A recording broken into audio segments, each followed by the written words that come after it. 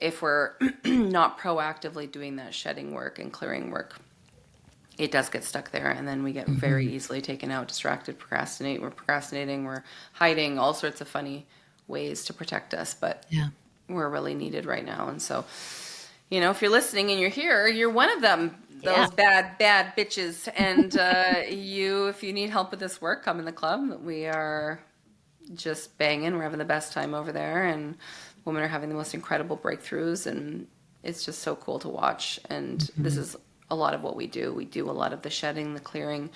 So we are living the lives that we're obsessed with, and then we're also showing other people what's possible. So, you know, the narrative of everything sucks and the world's going to hell. It's like, maybe for you, but not for me. My life's never been better.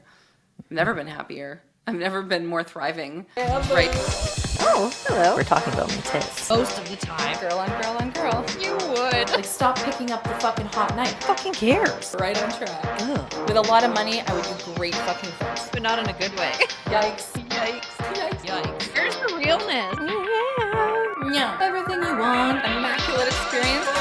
Back down. You're getting, like, excited. I do actually. Need a tequila. Here's your 14 steps. Here's your 14 steps. Hello, Survival friends. guide. Club Unhinged style. We are back. Welcome. We're so excited to be here for a little quickie with you today. Wow. Whose January was a dumpster fire? No, anybody? Oh, gosh. There's a lot happening right people now did. in the fields. I was in the sauna the other day at this club, and I had to work out with Steve there, and it's not my usual place I go, but I was in the sauna, and these two women were having a little chitty chat, and she was like, January was the worst. I got credit card fraud, and this happened, and all these terrible things, and I was like sitting there thinking, like, it is the final shed, the final countdown, and shit is coming out hot. Oh, yeah. Like, Nothing's getting left behind.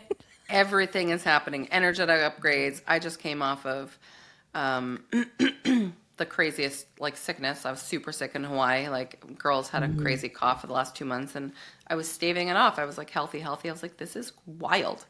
I'm the bomb. And then literally, like, boom, right before I go to Hawaii, I just get destination fuck sick.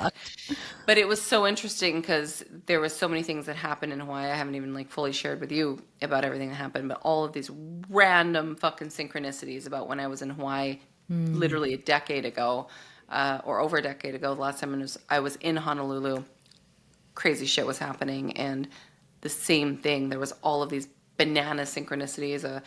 Elementary school friend who, like, kind of tormented me, like, she was there, and my now ex-husband was in Maui with his new girlfriend, where back in 2010 I want to be with this man, my now ex-husband, he was with his girlfriend in Maui at the exact same time I was in Honolulu. So there's like, and like on a helicopter ride, all these like fucking crazy, even though obviously I have no interest in my ex, there was just so many fucking final loop closeouts. Like, it was unbelievable. We drive to the North Shore in Honolulu. I have to call my mom for reconnective healing because I'm destination fucked and, like, almost coughing to the point of vomiting. And then that reminded me of when I was, like, 8 years old and we had to leave England and my dad almost died. And so, like, there was all of these wild grief, sorrow, wild, like, really, really, they felt very deep, energetic loops that were just closing out, finalizing, getting me to feel it all. Because there was a few times where I was like sobbing, and it's bizarre because I was like in the middle of a launch for my mastermind as well, and I'm like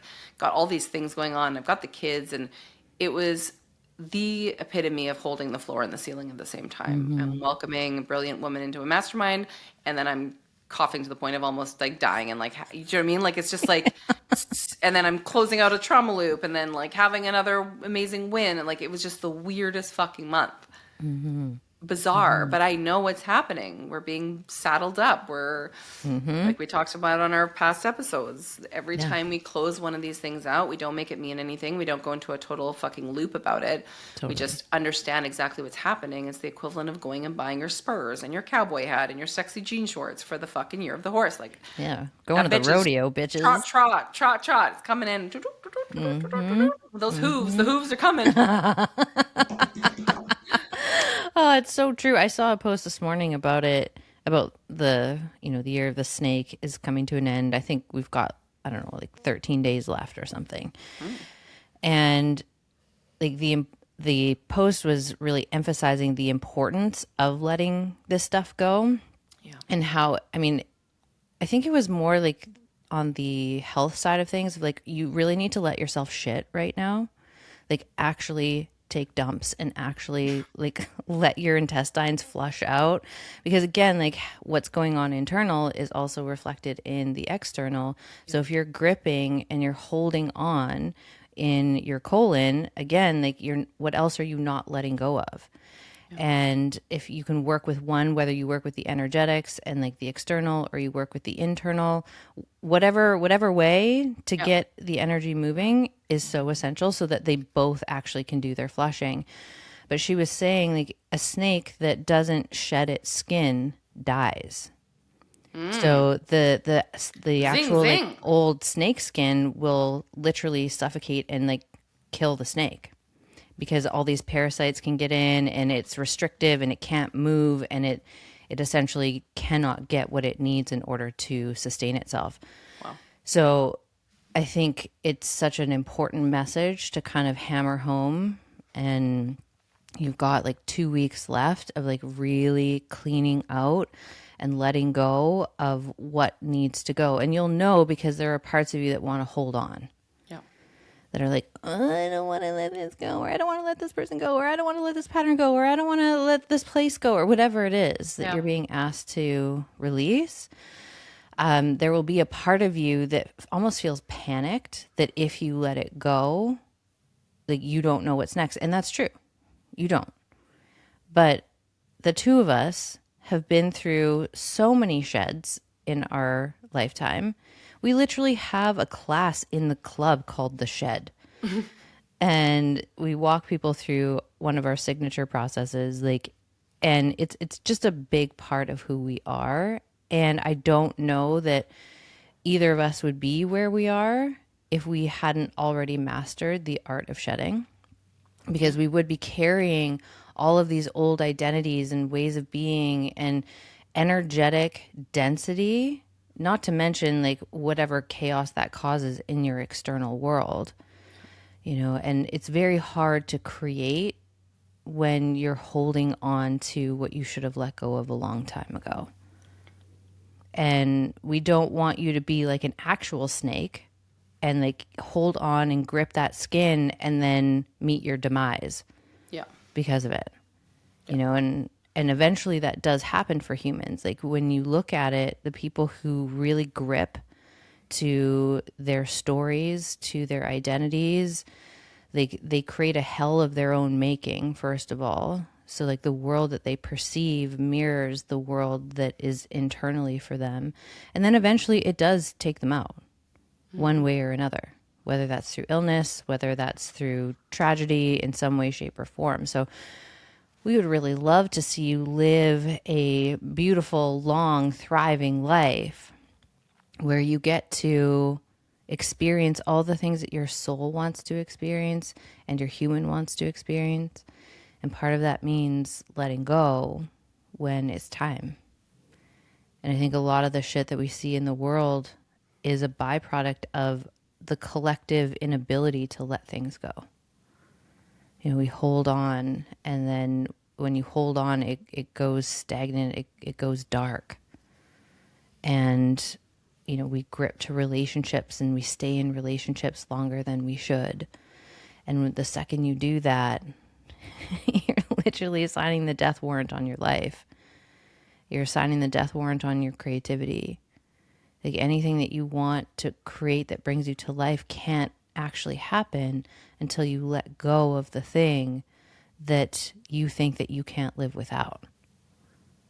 And so this is our invitation to do a little house cleaning, like both literally and figuratively. Like go through your shit. Like go through all the stuff in your house and like get rid of everything that is no longer true for you. Mm-hmm. And then do the inventory on your life, your relationships, your patterns, like ways of being. you have 13 days. And it's not like you're fucked if you don't get it done in 13 days, but like start the process so that you're not carrying that energy like as the horse is trying to like get you up and running. Like you're going to have a hard time getting on that horse with all that baggage. So it's like you roll everything to, you have like 14 fucking rollers and the horse comes and you've got like 18 suitcases and the horse is like, pick 2.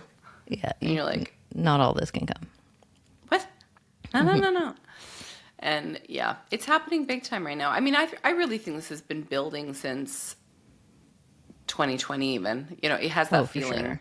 Yeah. You know, I mean, COVID was like that. It was such a initiation for so many people to see themselves and to experience themselves outside of there when everything is stripped, essentially. And they, you know, it's, who are they?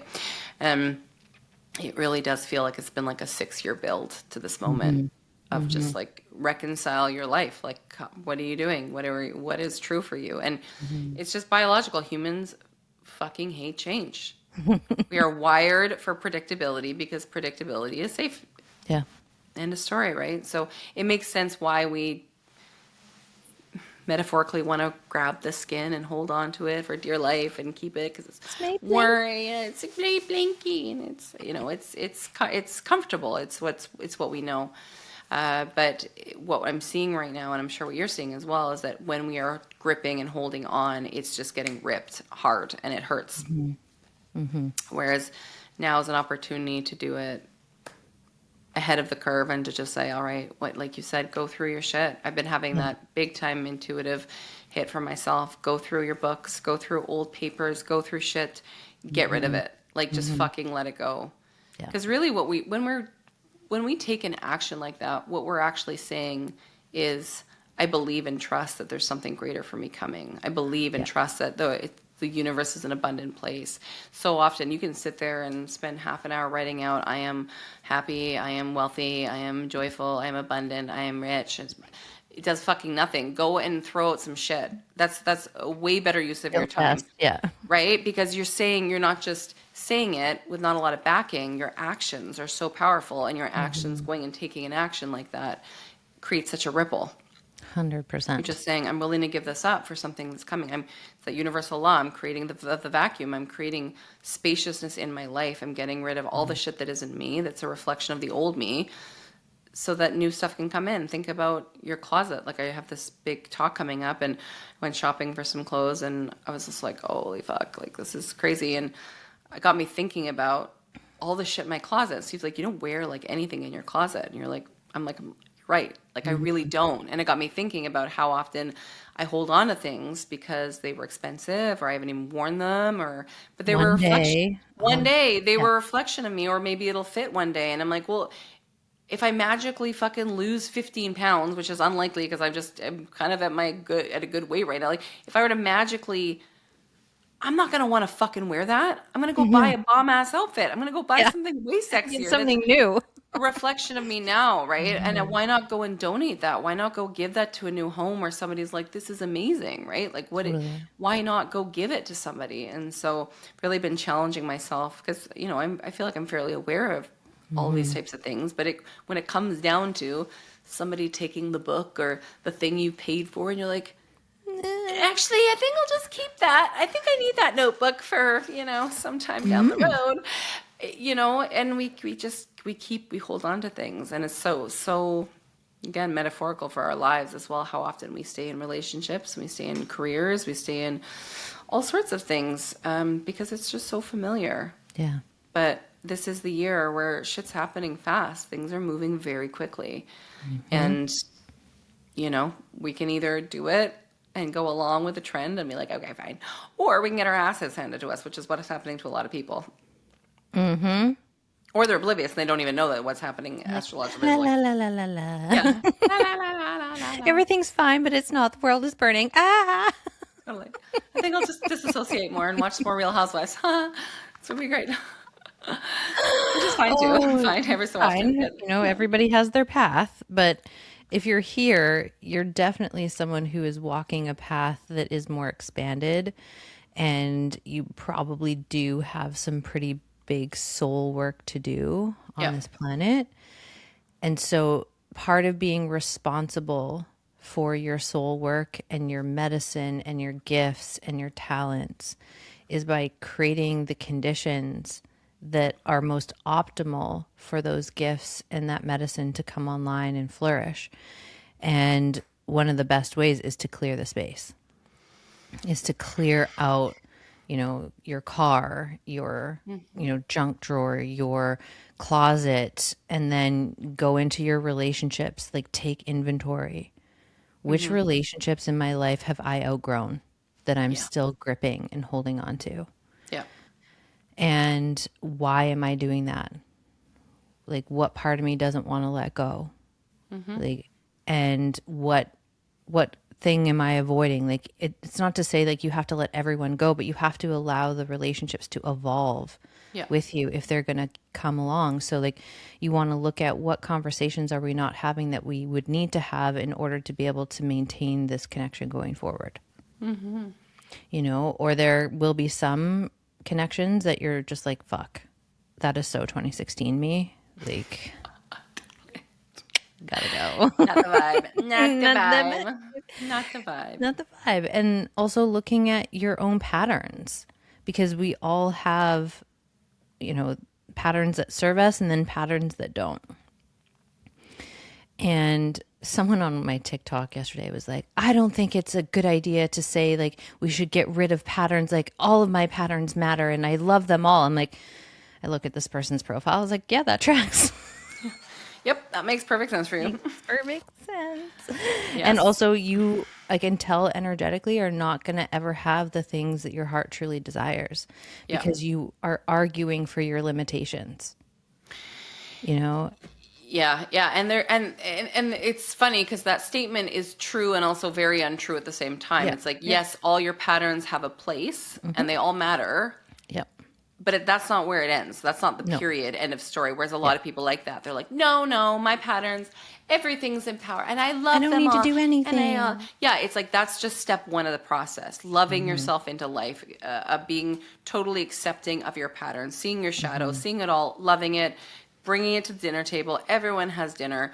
And then you say, I'm the fucking boss and this is what's happening. Because a lot of those patterns, they can be loved. But they're adaptations. They're not who you truly are anyways. So it's not like you're taking away and trying to reject a piece of you. Yeah. You're just dissolving and upgrading, if you will, a pattern into something that is more aligned of authenticity of who you truly are. So it's like you don't want to keep that pattern at the table. You want to love it. You want to understand it. You want to know why it was created. You want to understand why it thought it was helping you. And then you move the fuck on. Yeah. 100%. And you create new patterns. And you that's shed the skin.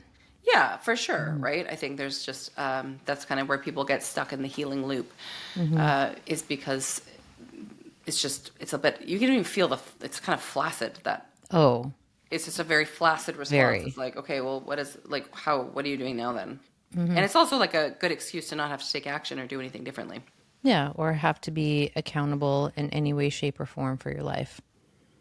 Like, it's such a passive position.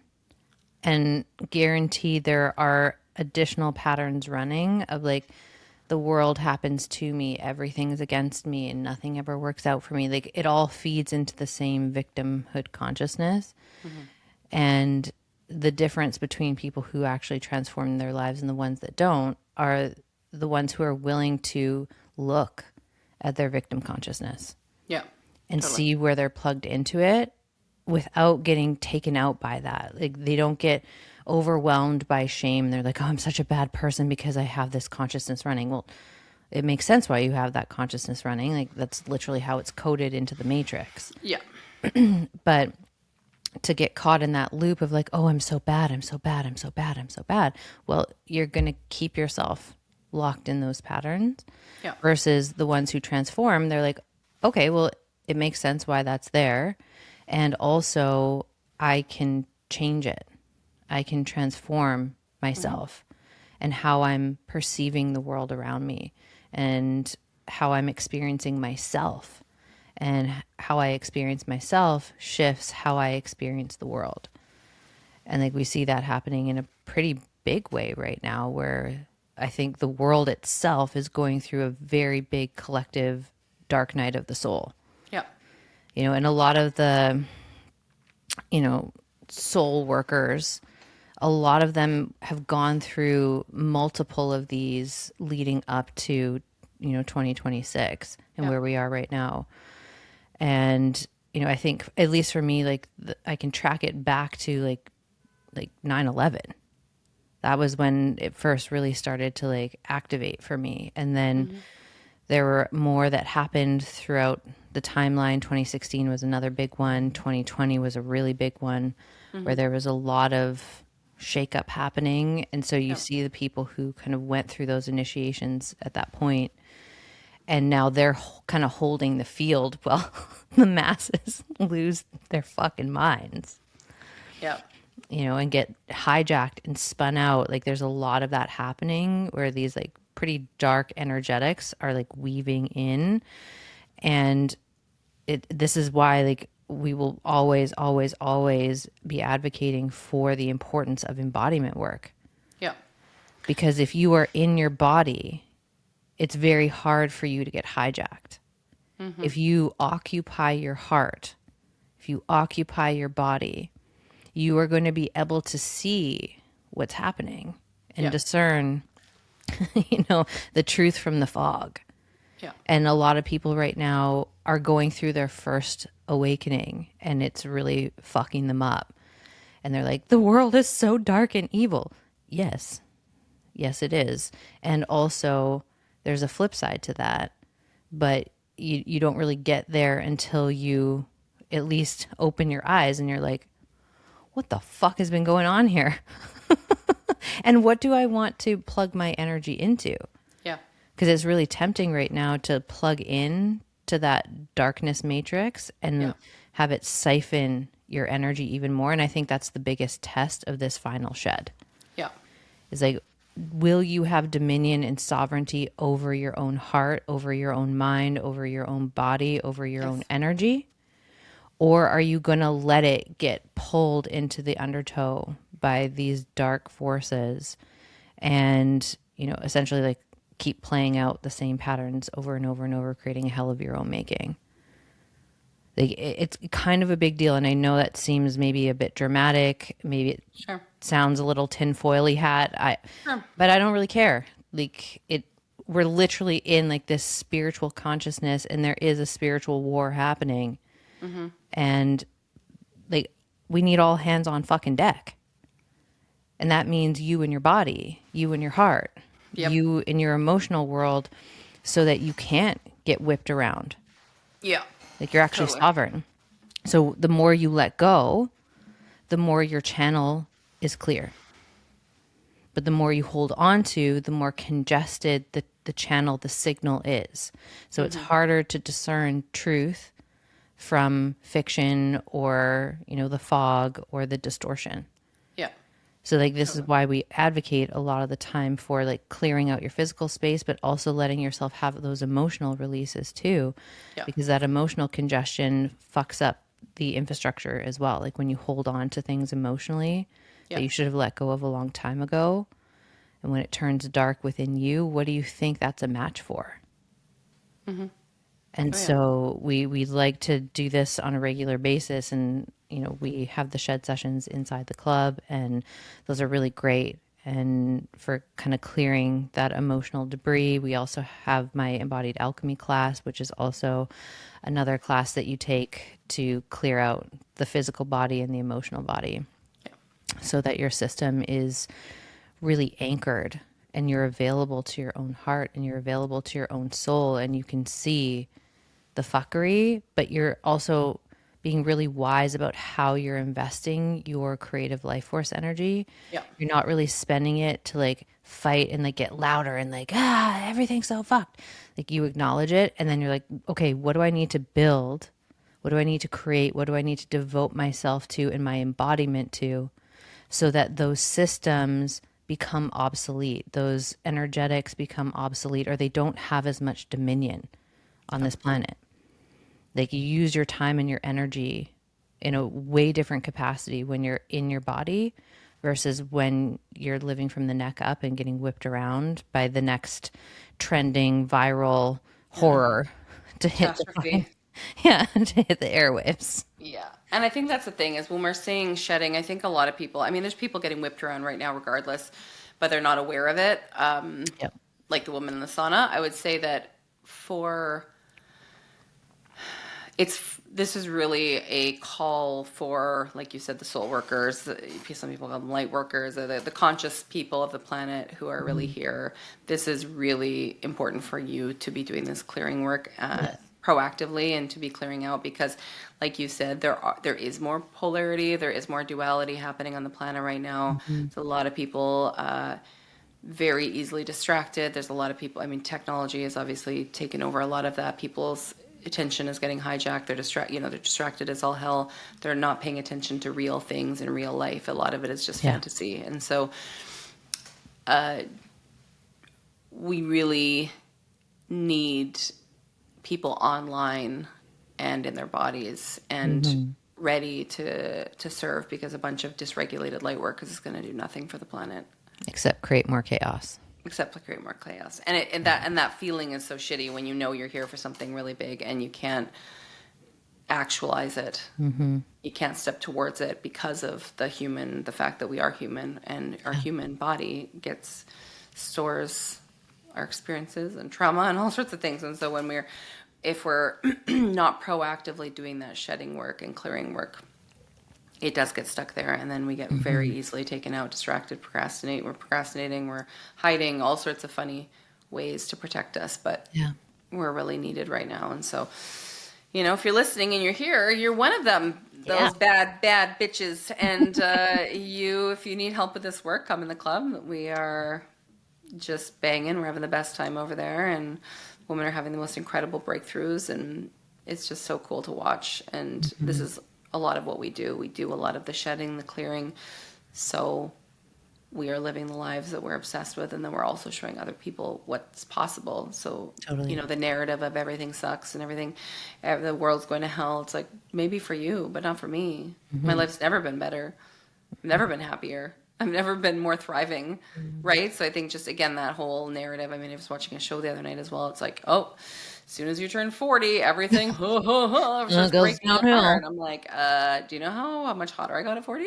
Like everything started getting better at 40. I'm getting better at 40. And so I think we really do need more and more people slapping these narratives on their heads and showing people what's possible. Not even through our words. People are tired. People are fatigued of words. Yeah. It's through embodiment. It's through lived example. It's through showing people, being happy, having joy, having fun, being playful. It really does snap people out of the slumber. And so right now, as you're entering this last little bit of the year of the snake and heading to the horse, just our little survival guide is to do as much clearing as you can. Just trust the process that as soon as you clear, you throw away books, you clean out your car, you clean out old shit in your kitchen or in your pantry. Not only does it feel great, but it's abundance work, it is trust work, it is taking action. There's vibrationally, it's such a powerhouse thing to do, and it's really simple. And start with things that are easy. Start with things that are no-brainers. Sometimes sentimental things are harder to let go of.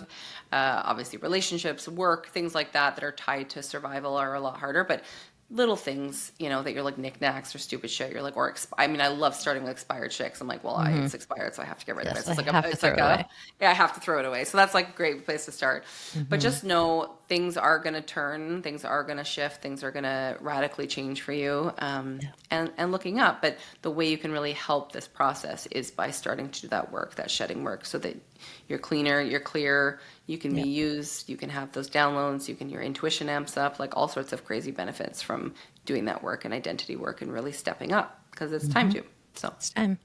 Y'all, I'm taking my TV and my kettle to the recycle place this week because we're donezo. And boom, boom. Like I went to buy a new kettle last night and it was one of those moments of it's just a kettle. Like it doesn't have to be fancy or nice. And I'm like, hold on. What? And just noticing that dialogue in my head, I'm like, who is talking right now? Yeah, like who's that? And but that's great because the patterns are so faint. Like that's the cool thing is like the patterns are still going to show up. They're going to present, but they present with like it would be like showing up in court with like one tiny scribbled piece of paper. Sure. It's just like, here's my case, and you're like, go fuck yourself, and then you're like, right, you're a joke. Yeah, then you're like, you know it. It's just that that's like what we're seeing right now with the pattern. Yes. It's like lots of stuff's coming up, so it feels like there's a lot, but it's all very minor. It's just kind of like, okay, cool. Like, how do I want to handle this? Who am I going to be next? Yep. Buy the nice kettle, and I did, and I'm very excited about it.